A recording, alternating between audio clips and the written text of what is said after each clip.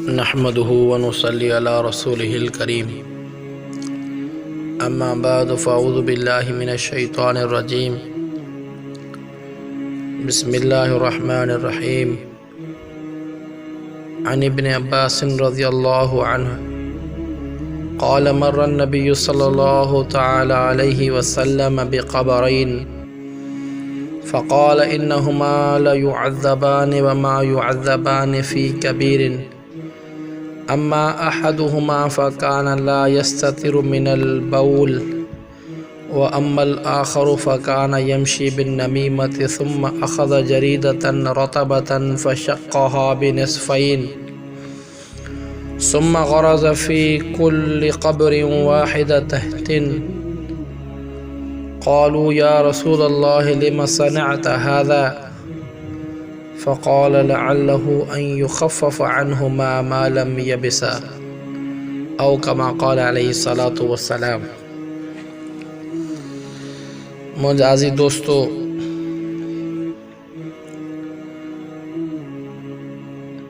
तहारत जे मुतालिक़ अहादीस हली रहियूं आहिनि। ये जेका हदीस मूं अवां जे साम्हूं तिलावत फरमाई, यह हज़रत अब्दुल्लाह बिन अब्बास रज़ियल्लाहु ताला अन्हु खां रिवायत कयल आहे। हज़रत अब्दुल्लाह बिन अब्बास रज़ियल्लाहु ताला अन्हु रिवायत तो करे, क़ाल फरमायो तो त मर्र नबिय्यु सल्लल्लाहु अलैहि वसल्लम बिक़बरैन, नबी करीम सल्लल्लाहु अलैहि वसल्लम बिन क़ब्रनि वटां गुज़रिया। पाण सगोरन सल्लल्लाहु अलैहि वसल्लम महसूस कयो, फ़क़ाल इन्नहुमा लयुअज़्ज़बान, पाण सगोरन सल्लल्लाहु अलैहि वसल्लम फरमाया बेशक इहे ॿई क़ब्र वारा अलबत्ता अज़ाब कया पिया वञनि। पाण सगोरन सल्लल्लाहु अलैहि वसल्लम के कंहिं तरीक़े सां मालूम करायो वियो त इहे जेके क़ब्रूं आहिनि ॿ, इन क़ब्रुनि जे अंदरि जेके माण्हू मदफ़ून आहिनि उहे ॿई अज़ाब में मुब्तला आहिनि। ऐं पाण सगोरन सल्लल्लाहु अलैहि वसल्लम जन फरमायो वमा युअज़्ज़बान फ़ी कबीरिन, ये ॿई जेके क़ब्र जे अज़ाब में मुब्तला आहिनि कंहिं वॾे गुनाह जे करे न, कंहिं कबीरे गुनाह जे करे न, बल्कि अम्मा अहदुहुमा फ़कान ला यस्ततिरु मिनल बौल, पर इन्हनि मंझां हिकिड़ो अज़ाब में मुब्तला आहे छाजे करे, ला यस्ततिरु मिनल बौल, पेशाब खां परहेज़ न कंदो हो।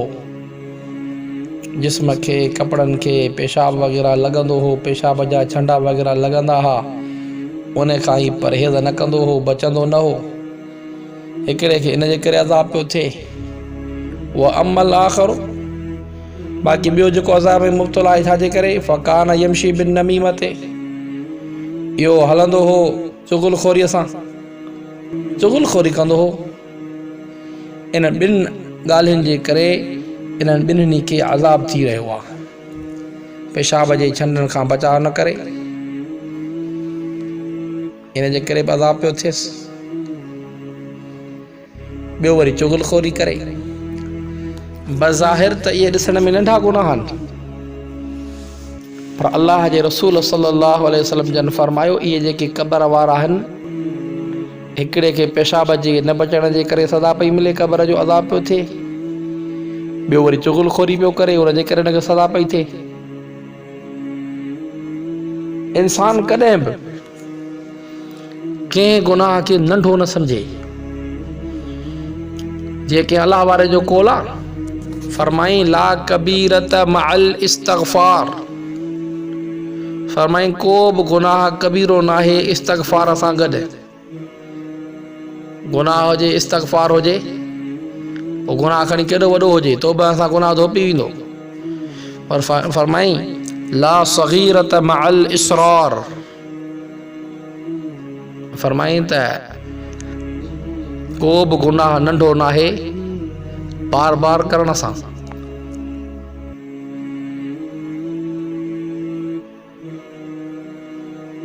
बार बार जेको माण्हू गुनाह करे थो, इहो गुनाह सग़ीरो न आहे बल्कि कबीरो आहे।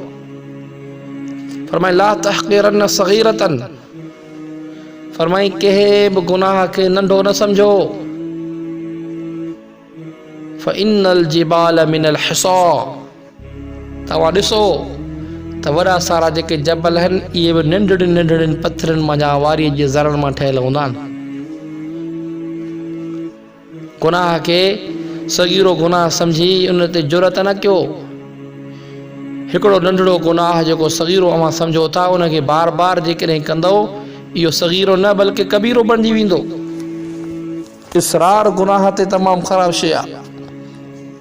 ऐं पाण ॿुधो था त नबी अलैहि छा फरमायो? पाण फरमायो इन ॿिन्हिनि क़ब्र वारनि खे अज़ाब थिए पियो पर के वॾे गुनाह जे करे न। नंढा गुनाह दुनिया में उनखे सम्झंदा हुआ पेशाब खां परहेज़ कोन कनि, पेशाब सां कपिड़ा बि ख़राब पिया थियनि, बदन बि ख़राब पियो थिए। ॿियो वरी हुतां जी चुगली हुते, हुतां जी चुगली हुते, चुगली जे करे बि हिनखे सज़ा पई मिले। इहे ॿई बीमारियूं अॼु दुनिया जे अंदरि असां मुस्लमाननि में मौजूदु आहिनि। वधि में वधि निमाज़ खां उहो परे, निमाज़ी जेको शख़्स आहे पेशाब खां उहो परहेज़ करे थो, पाकाई रखे थो। जेको निमाज़ नथो पढ़े, ऐं असांजो मुआशिरो तक़रीबन अफ़सोस 80% जो असांजो मुआशिरो बेनिमाज़ी आहे। निमाज़ जो छॾणु वॾो जुर्म आहे, पर निमाज़ नथो पढ़े त इन मतिलबु इहो न आहे त जिस्म खे बि पाक न रखे। तव्हां पाण ॿुधो हदीस में पेशाब खां परहेज़ न करण वारे शख़्स खे क़ब्र में अज़ाब पियो थिए। कोशिशि कयो निमाज़ खे पाबंदीअ सां पढ़ो। जेकॾहिं निमाज़ अव्हां जे नसीब में, असांजे नसीब में न आहे त घटि में घटि असां पाक साफ़ त रहूं, पंहिंजो पाण खे पेशाब खां त बचायूं। ॿियो वरी शख़्स जेको चुगलखोर हो, चुगलखोरी पियो करे, या चुगलखोरीअ वारी बि बीमारी अॼु असां में आम थी चुकी आहे। इहो रूहानी मर्ज़ आहे। अॼु निमाज़ी, हाजी, गाज़ी उहो बि चुगलखोरी पियो हणे। सम्झणु घुरिजे इहा चुगलखोरी बावजूदि असांजे निमाज़ुनि जे, बावजूदि असांजे रोज़नि हजनि जे, बावजूदि असांजे सलातो सलाम जे, जेकॾहिं चुगलीअ वारी असां में आदत हूंदी, पाण सगोरा सल्लल्लाहु अलैहि वसल्लम दुनिया में ॾिसी करे ॿुधायूं त इन्हनि क़ब्र वारनि खे अज़ाब थियो पियो हिकिड़े खे पेशाब खां न बचण जे करे, ॿिए खे चुगलखोरी जे करे। चुगलखोरीअ खां बचो। हदीस पाक जा लफ़्ज़ फ़कान यमशी बिन नमीमते, ॿियो जेको शख़्स हो इहो चुगलखोरी सां हलंदो हो, चुगलखोरी कंदो हो, इन जे करे इनखे क़ब्र में अज़ाब पियो थिए। सुम अख़ज़ जरीदतन रतबतन, पाण सगोरन सल्लल्लाहु अलैहि वसल्लम आली खजूर जो हिकिड़ो फड़ो वरितो, फ़शक़्क़हा बिनिस्फ़ैन, पाण सगोरन सल्लल्लाहु अलैहि वसल्लम उनखे चीरियो ॿिनि हिसनि में। सुम ग़रज़ फ़ी कुल क़ब्र वाहिदतन, पोइ पाण सगोरन सल्लल्लाहु अलैहि वसल्लम उहा आली खजूर जी फड़ी हिकिड़ी हुन क़ब्र ते हईं, हिकिड़ी हुन क़ब्र ते हईं। क़ालू या रसूल अल्लाह, साहबा इकराम रिज़वानुल्लाहि ताला अलैहि अजमईन जी आदत हूंदी हुई, ॻाल्हि सम्झ में न ईंदी हुई, पाण सगोरन खां पुछंदा हुआ। असां वटि वरी ईअं न आहे, सम्झ में अचे न अचे बसि सुभान अल्लाह, बाबा पुछो साईं हीअ ॻाल्हि सम्झ में नथी अचे, सम्झायो, ॿुधायो। पाण सगोरन सल्लल्लाहु अलैहि वसल्लम जे साहबा पुछा कई, क़ालू या रसूल अल्लाह, ए अल्लाह जा रसूल, लिम सनअत हाज़ा, हीउ जेको तव्हां अमल कयो आहे, आली खजूर जी शाख तव्हां घुराई आहे, उन जा 2 टुकड़ा करे हिकिड़ो हुन क़ब्र ते हयो अथव, हुन क़ब्र ते हयो अथव, छा वजह आहे इन जी? पाण सगोरन सल्लल्लाहु अलैहि वसल्लम फरमायो, फ़क़ाल लअल्लहु, फरमायो लअल्लहु अन युख़फ़फ़ अन्हुमा मा लम यबिसा, पाण सगोरन सल्लल्लाहु अलैहि वसल्लम फरमायो त मां उमीद थो कयां त शायदि इन्हनि ॿिन्हिनि तां अज़ाब घटि कयो वञे, मां यबिसा, जेसीं ताईं इहे ॿई आलियूं आहिनि इन्हनि जे सुकण ताईं थी सघे थो इन्हनि तां अज़ाब हटायो वञे। हदीस जा लफ़्ज़ एसिताईं आहिनि। हाणे सुवाल थो पैदा थिए त आया के क़बर जे मथां सावा पन या के ताज़े वण जी टारी पटे करे उन जे मथां रखे छॾिजे,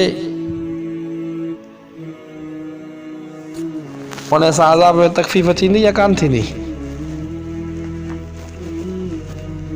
हर माण्हूअ जेकॾहिं का साई शइ वण जूं टारियूं या पन वग़ैरह पटे करे क़बर जे मथां रखे छॾींदो, उन सां क़बर जे अज़ाब में तकलीफ़ कान थींदी। साईं पोइ हिते जो पाण सॻोरनि सल्लल्लाहु अलैहि वसल्लम इहो अमल कयो आहे। कुझु अमल अहिड़ा आहिनि जेके नबी सल्लल्लाहु अलैहि वसल्लम सां ख़ासि आहिनि।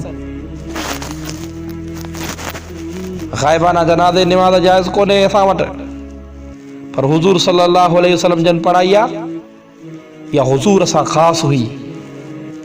जनाज़े जी निमाज़ जे लाइ ज़रूरी आहे त जनाज़ो साम्हूं हुजे। पाण सॻोरनि सल्लल्लाहु अलैहि वसल्लम जो इहो मौजज़ो हो। अल्लाह तबारक व तआला उन जनाज़े खे पाण सॻोरनि सल्लल्लाहु अलैहि वसल्लम जे साम्हूं रखाए छॾियो।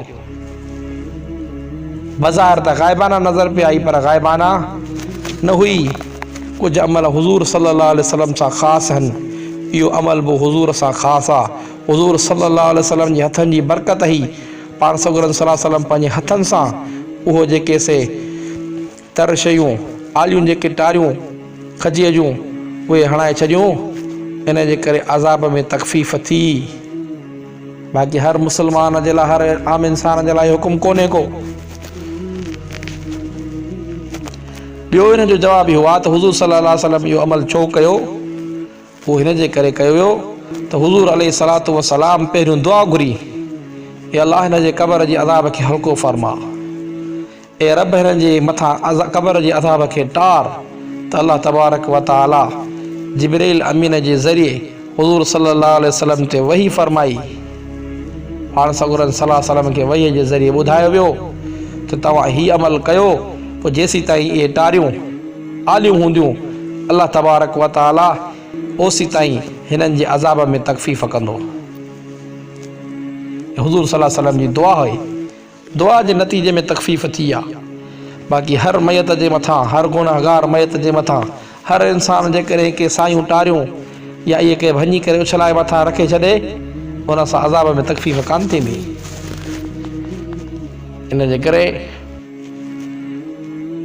माण्हू बचे इन्हनि शयुनि खां, पेशाब खां माण्हू परहेज़ करे, चुगलखोरीअ खां माण्हू बचे। हिन हदीस मां जेको ख़ासि असांखे सबक़ ऐं हिदायत जेका ख़ासि असांखे मिले थी, उहा इहा ई आहे त असां पेशाब वग़ैरह जी नजासत खां पंहिंजो पाण खे महफ़ूज़ रखूं ऐं पूरी कोशिशि कयूं असांजे जिस्म ते, असांजे कपिड़े ते का गंदगी न लॻे, को पेशाब न लॻे, असांजा कपिड़ा जिस्म पाक ऐं साफ़ रहे। उन्हनि खे पाक ऐं साफ़ रखण जो एहतमाम करियूं ऐं चुगलखोरी जहिड़ी मुनाफ़िक़ाना ऐं मुफ़्सदाना आदत खां पंहिंजो पाण खे ख़ूब बचायूं। जेकॾहिं इन्हनि ॿिन्हिनि शयुनि खां न बचंदासीं, बेहतियाती कंदासीं, त पोइ अहादीस जा लफ़्ज़ अवां ॿुधी आया आहियो, अल्लाह तबारक व तआला अज़ाब क़बर में मुब्तला फरमाईंदो। अल्लाह तबारक व तआला खां दुआ आहे अल्लाह तबारक व तआला असांखे अमल जी तौफ़ीक़ अता फरमाए। या अल्लाह असां समूरनि खे हुज़ूर सल्लल्लाहु अलैहि वसल्लम जी सची मोहब्बत नसीब फरमा। असांखे ऐं असांजे ॿारनि बचनि ॿारनि खे नबी अलैहिस्सलातु वस्सलाम जी मोहब्बत ऐं नबी सल्लल्लाहु अलैहि वसल्लम जी मोहब्बत जी तक़ाज़ा अमल जी तौफ़ीक़ अता फरमा। या अल्लाह असां समूरनि जे अक़ाइद, इबादात, मुआमलात, मुआशरत ऐं अख़लाक़ में उलमाए हक़ जी तालीम जे मुताबिक़ दुरुस्त करण जो फ़िक्र नसीब फरमा। व आख़िर दावाना अनिल हम्दुलिल्लाहि रब्बिल आलमीन।